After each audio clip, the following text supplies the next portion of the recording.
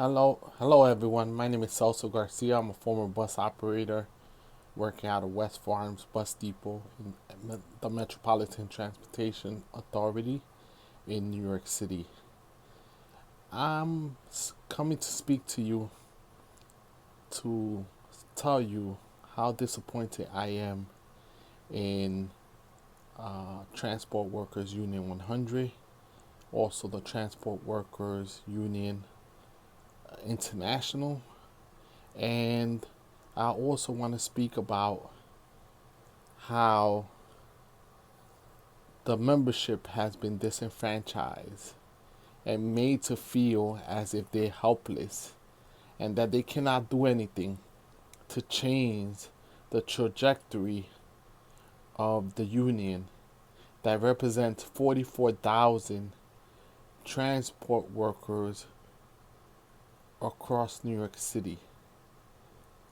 And the International Union, the Transport Workers Union, which represents airline stewards, all types of positions across the United States. A huge transportation union, huge amounts of money in union dues are collected. People say they're against corruption, they're against all those things that hurt workers, they're for workers. But when we see the situation that is currently happening, where the president of TW 100 was removed from the presidency by International President John Samuelson with an investigation that wasn't even complete. It seems very amateurish, it wasn't a sophisticated investigation. It was only 3 pages long, and it wasn't a comprehensive report. It doesn't show a team of investigators or not even governmental investigators, because these are government employees. And as you've seen, the president of the union, Richard Davis, has been all over the press. He's been accused by multiple women of breaking the boundaries and harassing and engaging in violent behavior against them while being supervision to them, while supervising them.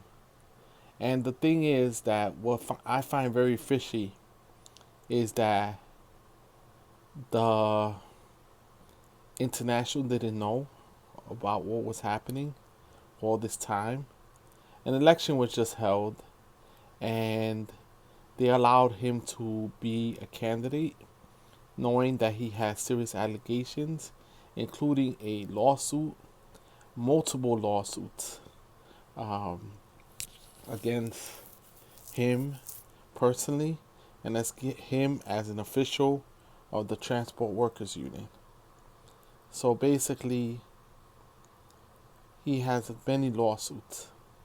And on top of that, many workers have been claiming retaliation for speaking up against the union or speaking up against management. So people are saying that they were all working together. Richard Davis comes from Manhattan Bronx Service Transit or Agency, right? Map Store. He was the vice president. The allegations have been serious, right? For years. There've been rumors of women being pursued or allegedly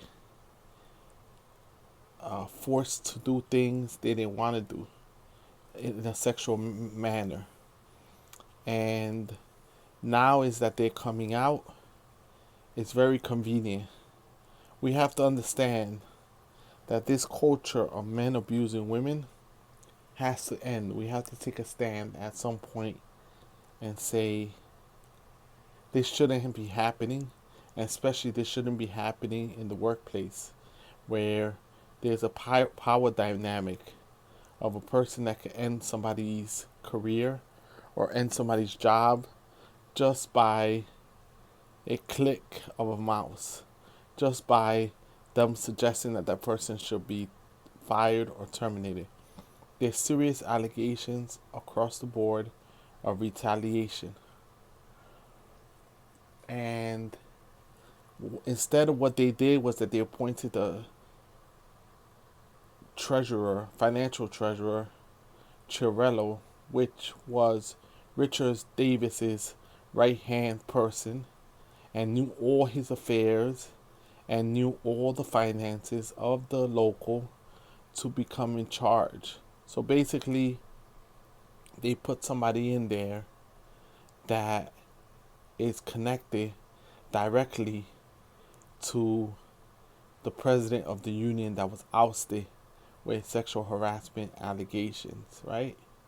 So that's the issue.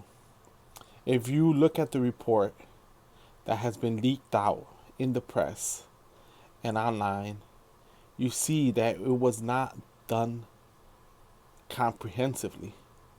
It's very amateurish. It doesn't list the witnesses or evidence that proves the case.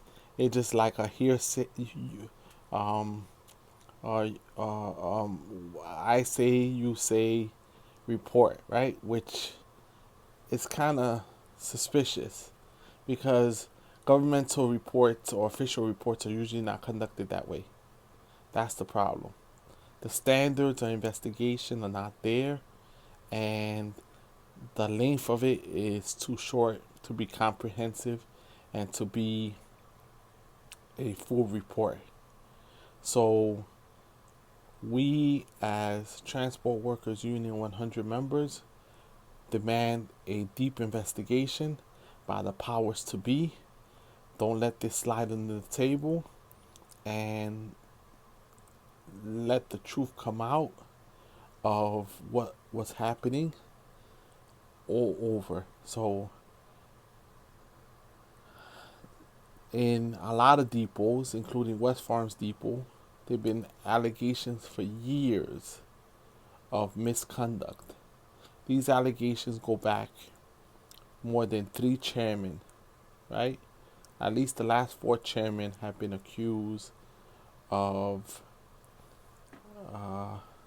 sexual misconduct or abuse of power or abuse of overtime, abuse of days off, and also retaliation against those employees that don't do what they're told to do or speak up or try to point out the flaws in the discipline system or try to speak up for fellow members. Those members are targeted and are eliminated from having a job. They put to have to fight, pay large amounts of legal bills if they even willing to fight to defend themselves, if they even have proof, because a lot of it's by word of mouth.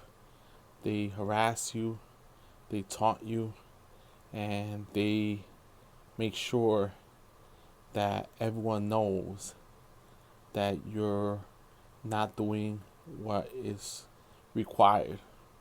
A lot of people get confused. They confuse business with pleasure. They get it all mixed together and forget that they're at work and that it's a place of survival.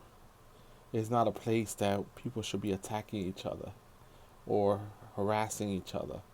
And it's against not only New York State law, but it's also against internal policies, rules, and regulations, and morals and ethics that have been established, that everyone is entitled to be represented, and every person has a right to have human rights, dignity, respect in the workplace, no matter what job title you do. And this is a big violation of all those principles.